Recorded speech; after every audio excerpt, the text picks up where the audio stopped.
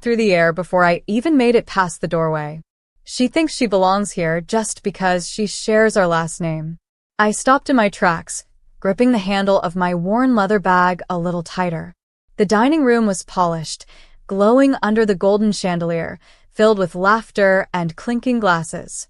Everything sparkled, except me. Every I didn't just glance, they stared. A mix of confusion, judgment, and worst of all, amusement. Before we begin, drop a comment and tell us where are you from and from which city you're watching our videos? And after watching the whole video, don't forget to tell us what would you do in this situation? Be honest, tell me in the comments below. We read every comment. Let's begin. My mother didn't look at me when she spoke. Her wine glass danced between her fingers, and her lips were curled in that smug little smile she always wore when she wanted to put me back in my place. I hadn't even spoken yet. The air in the room shifted. Anna, my grandfather's deep voice boomed from the far end of the long oak table. Conversations halted. Forks dropped midair. Even the children fell silent. Everyone turned to him. Grandpa Robert slowly stood up, steadying himself with his cane. The wood knocked against the marble floor as he walked toward me, each step echoing with tension. My mother tensed, her jaw clenching. My cousin Bradley whispered something to his sister and chuckled. Aunt Meredith leaned forward, clearly enjoying the show. I didn't blink. Then, he reached into the inside of his navy blazer, pulled out a crisp white envelope, and held it toward me. His hands, though weathered and aged, were firm. She's the only one, he said calmly, who deserves anything in this family. The room shattered. Gasps. A plate clattered. My uncle nearly knocked over his champagne. I stared at the letter, stunned, feeling 100 different things at once. I hadn't come here expecting drama. I didn't even want to be here. I came out of respect because despite everything, this was still the family I was born into. And they hated that. My mother stood up, so fast her chair screeched backward. Dad, what the hell are you talking about? She snapped, her voice slicing through the tension. That girl hasn't even been around for years. She shows up, once every couple of Christmases? And now you're, handing her some inheritance letter, like she's your chosen one. Her voice cracked at the end, betraying the fear beneath her anger. I gave up everything to take care of this family, this house, this name, she continued, stepping around the table. Grandpa didn't flinch. You took care of your own ambition. That's different. I still hadn't moved. I could feel my own heart pounding in my throat, but I kept my face neutral. I wouldn't cry here. I wouldn't give them the satisfaction. Open it, he said to me gently. My fingers trembled just slightly as I slid the letter out. It wasn't inheritance papers. It was a confession. A truth I didn't even know I was walking into. And when I read the first line, to my granddaughter Abigail, the only person who never asked me for anything, my vision blurred for a second. Because this letter wasn't just about money. It was about a decision made years ago. A legacy he'd been watching fall into the wrong hands. And now he was rewriting it right in front of them all. My mother stepped forward again. You're doing this to spite me. No, Grandpa said. I'm doing this to save what's left of our name. I finally found my voice. Calm. Clear. You never asked me to stay, I said, my eyes meeting hers. You only ever asked me to disappear. She scoffed. Because you didn't fit the part. You mean I didn't fake it well enough? The silence was deafening. And in that moment, I knew I wasn't just the black sheep. I was the one they feared, the one who remembered too much, the one who refused to play by their script. I folded the letter carefully and looked back at my grandfather. Thank you. He smiled at me, that rare soft smile I hadn't seen since I was a kid. It's time they learn what loyalty looks like. I walked past my mother and took a seat at the table. Not at the far end. At the head. No one said a word, but their eyes said everything. They weren't laughing anymore. The silence in the room was a living thing. As I sat at the head of the table, the seat my grandfather had just vacated, I could feel every stare digging into my skin like needles. Years of polite hostility from this family had turned into something colder. This wasn't just tension. It was war. My mother still hadn't sat down. Her perfectly manicured hand gripped the back of her chair like it was the only thing keeping her upright.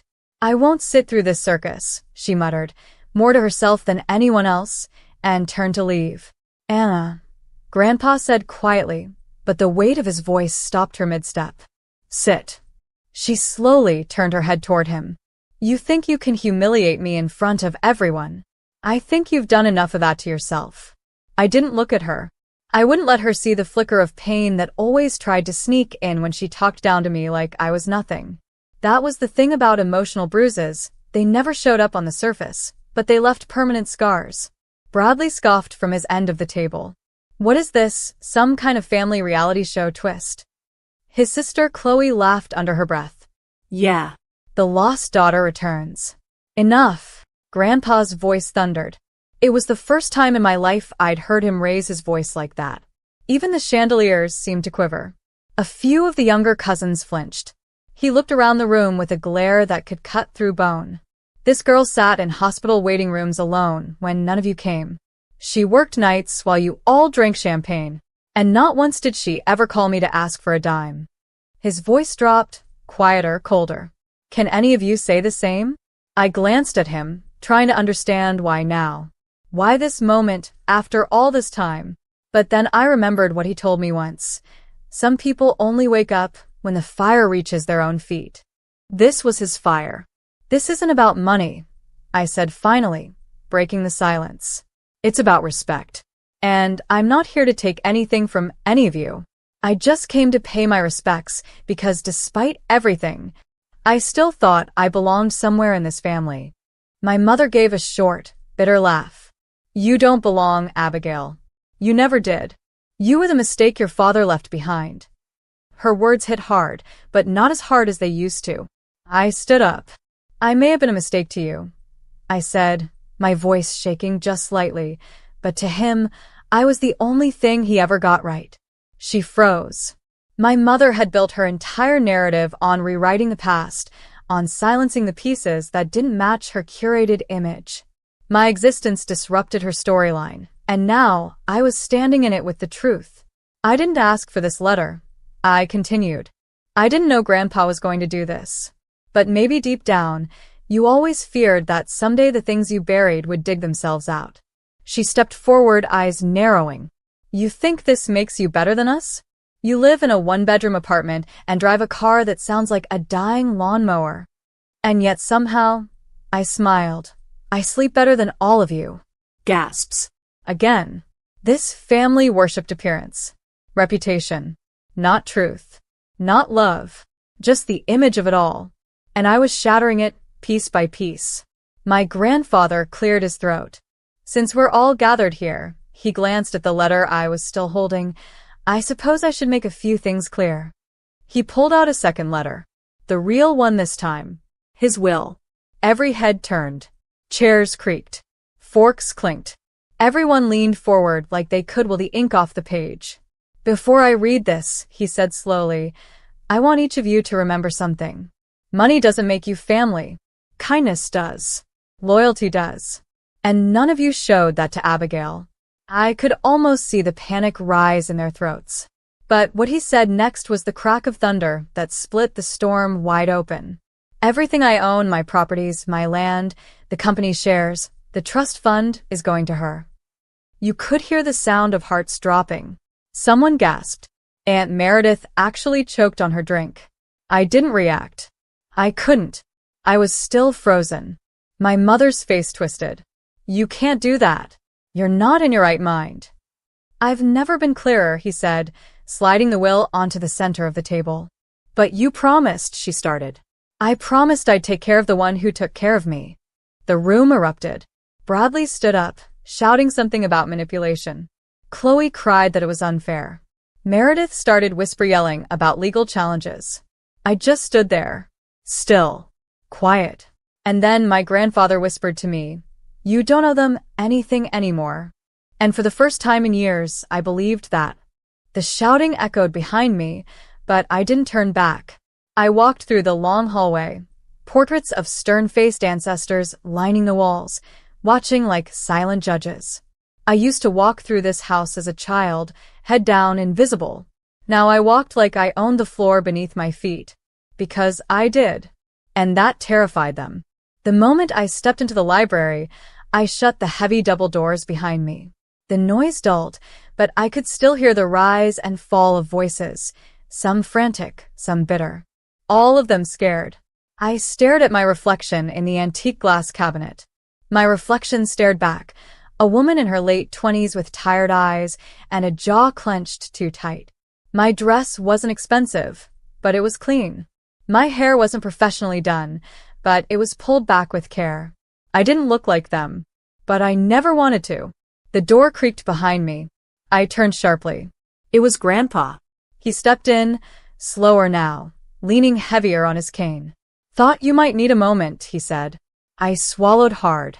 You didn't have to do that. Yes, I did, he said, lowering himself into the leather armchair by the fireplace. You think I haven't watched this family rot from the inside out?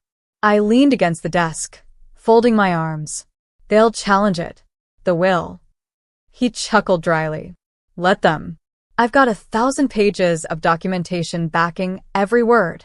Lawyers, recordings, even a psychiatric evaluation to prove my mental clarity. I was thorough for a reason. I shook my head slowly, still stunned. You've planned this. For years. I looked at him. Why me? His eyes met mine, and for the first time in forever, they weren't stern or distant. They were soft, regretful. Because you were the only one who never pretended, he said. The only one who didn't take. You came around not to gain, but to give. Even when they mocked you. Even when your own mother shut you out. I hesitated, then sat across from him. She'll never forgive this. She never forgave your father for loving you more than her, he replied. That's not your burden. The words made my throat tighten. You know, she told people I was a rebellious mistake. That I didn't belong in this bloodline. He nodded slowly.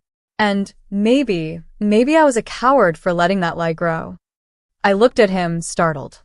You weren't a coward. He gave a bitter smile. I didn't speak up when I should have. I let her twist your story. Let her pretend you were just some forgotten side character in our family. But not anymore. There was a pause. He reached into the drawer beside him and pulled out a small wooden box. What is that? I asked. He slid it to me. Open it. Inside was a thin stack of old letters. All addressed to me. From him. My hands trembled as I picked one up and unfolded it. The ink had faded, but the words were unmistakably his. Dear Abigail, I'm sorry I didn't come to your graduation. Your mother told me you didn't want me there. I hope someday I can explain why I wasn't braver. Letter after letter. Apologies. Regret. Quiet attempts to reach me. I looked up, stunned. She never gave me these. He nodded. I figured. She lied to both of us. His voice was almost a whisper. She lied to everyone. We sat in silence for a moment, the weight of it all sitting between us like a ghost.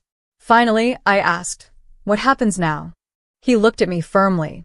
Now you take your place. You don't owe them affection, but you do owe yourself peace. They'll scream, they'll threaten, but they won't win. I breathed in slowly. The truth stung, but it also set something free. I don't want revenge, I said quietly. I know, he said, but you do deserve justice. And somehow, that difference mattered. Back in the dining room, my mother was pacing. The others had fallen into quiet, stunned murmurs, like soldiers after a sudden surrender. Bradley was furiously typing on his phone. Aunt Meredith was gulping her third glass of wine. Then the doors opened, and I walked back in. Everyone turned. You're not welcome here anymore, my mother snapped, her voice cracking. You've always been the outsider. I didn't flinch. You mean I didn't play along? She stepped forward. You think money makes you one of us? No, I said, steady. But dignity does. Her lip curled. You're nothing but a charity case with a new title. I smiled coldly. And you're the woman who let her own daughter starve while she drank from crystal. Gasps again. I wasn't holding back anymore. I turned to Grandpa. If you want me to take this legacy, I'll do it. but I'm going to clean house.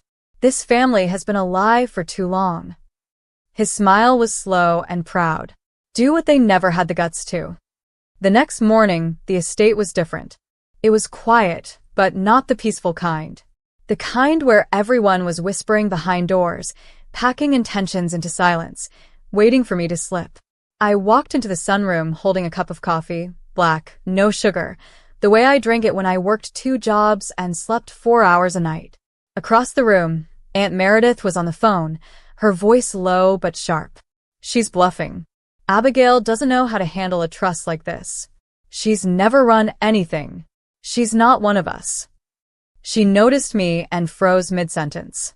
I raised an eyebrow. Go on. Don't let me interrupt. She hung up instantly. Morning, I said, walking past her. You're enjoying this, aren't you? She spat. I stopped. No, I replied. But I've learned to stand where I used to shrink. If that makes you uncomfortable, maybe the problem isn't me. She scoffed and left. Down the hall, I found Grandpa sitting in the study again, dressed in a clean button-down and slacks, signing documents with slow precision. They'll come after you, he said, not looking up. They already are, I said. I just walked in on Meredith trying to convince someone I'm incompetent. He chuckled. That's mild compared to what's next. I took a seat. Good. Let them try. I'm not backing down. He looked up, eyes calm. That's why I chose you. Just then, my phone buzzed, an unknown number. I hesitated, then answered. Hello. Abigail Johnson? A woman's voice. Polished. Cold. Yes. This is Margaret Blaine, counsel for Anna Clark. We've been made aware of a sudden change in Mr. Robert Johnson's estate. You'll be receiving a formal challenge to the will. I hung up. Grandpa raised an eyebrow. They're suing. He sighed. They'll lose. I leaned forward. I want to fight this the right way. Not just legally. I want to show them what this family could have been if it had a soul. He watched me for a long moment, then start with the staff. That night, I invited the estate workers, the gardeners, cooks, drivers to the living room. No suits. No legalese. Just me, face to face. You've kept this house alive, I told them. My name might be on the papers now, but this place, its heartbeat is yours. Silence. Then the head cook nodded, quietly. We always hoped someone like you would come back. Tears burned behind my eyes, but I blinked them away. I couldn't afford to fall apart. Not yet. The next day, I found my mother standing by the rose garden. She didn't look up as I approached. You're ruining everything, she said flatly. I'm restoring it. She turned sharply. You think I wanted to be this cold? I had to be. You don't survive in this family by being soft. I studied her face. Beneath the anger, I saw something else. Guilt? Regret? Fear? Maybe all of it. You made your choices, I said. And I'm making mine. She laughed bitterly. He should have left it all to Bradley. Bradley doesn't even know how to spell responsibility, I replied. She flinched but didn't deny it. You were a child, she said after a moment. I should have protected you. I looked at her. But instead you used me as a shadow to hide your mistakes. No response. I'm not angry anymore, I added. But I am done. I turned to leave. Abigail. I paused. If I said I was sorry, I didn't let her finish. You don't have to say it. You have to show it. And I don't think you can. I left her standing there. Not broken but exposed. 3 weeks passed. And not a single day was quiet. Lawsuits arrived, just like Grandpa predicted. Vicious emails from Bradley. Voicemails filled with threats from aunts and uncles who used to ignore my birthday. But I didn't break. I attended every hearing. Read every paper. Responded with facts, not fury. They thought I'd collapse. Instead, I rebuilt. The estate staff stood by me. Grandpa, too, never missed a meeting. He walked slower now, sometimes forgot things, but when it counted, his voice was steel. Blood makes you related, he told the courtroom on day 3, but actions decide who deserves to carry the name. And the court listened. The judge ruled in our favor. The will stood. The day the ruling came in, I stood in the marble entryway, the very place my mother rolled her eyes at me weeks ago, and just stared at the door. I had come here as an outsider. Now, I wasn't just inside. I was in charge. That evening, I hosted a dinner. Not the usual kind, no crystal, no pretentious six-course meals. Just people. People who mattered. The cook's daughter. The gardener's teenage son. The quiet old driver who'd worked for this family for 40 years and no one even knew his birthday. We laughed. We ate. We healed. Grandpa made a toast. To the girl who reminded this house what love looks like. I blinked back tears. Then I stood holding my glass. This home, I said slowly, was built on fear, on status, on image. But that ends now. This house will be a shelter, not a showcase. For the people who were never seen, never thanked, never told they mattered. The applause was quiet, but genuine. And I felt it. The shift. Weeks later, I walked into the sitting room. My mother was there, again, without an invitation. She looked smaller somehow. Came to see what it feels like? I asked. No, she said. Came to say, thank you. I raised an eyebrow. For what? For not turning into me. That one hit different. She looked tired. Maybe for the first time in her life, honest. I don't expect forgiveness, she added. I just wanted to say it out loud. I nodded. I don't hate you, Mom. I just don't need you anymore. She nodded back, eyes glassy. And then she left. For good. A month passed. Then 2. The estate changed. We opened part of the property to a local youth program. Grandpas and used guest houses turned into shelters for young women aging out of foster care. We gave jobs. We gave chances. We gave something this house never did before, hope. And one morning, as I sat on the back porch with Grandpa, sipping coffee under the rising sun, he reached over and touched my hand. You did it, he whispered. I smiled. No. We did it. He nodded, but I could tell he was tired. The kind of tired that doesn't go away with rest. He passed 2 weeks later. Peacefully. Holding the same photo of my father he always kept tucked in his bedside drawer. At the funeral, they all came. Even the ones who'd sued me. But they stayed silent. Because they knew now. This house wasn't theirs anymore. And it never really was. It belonged to the one person they tried hardest to keep out. The girl who carried the name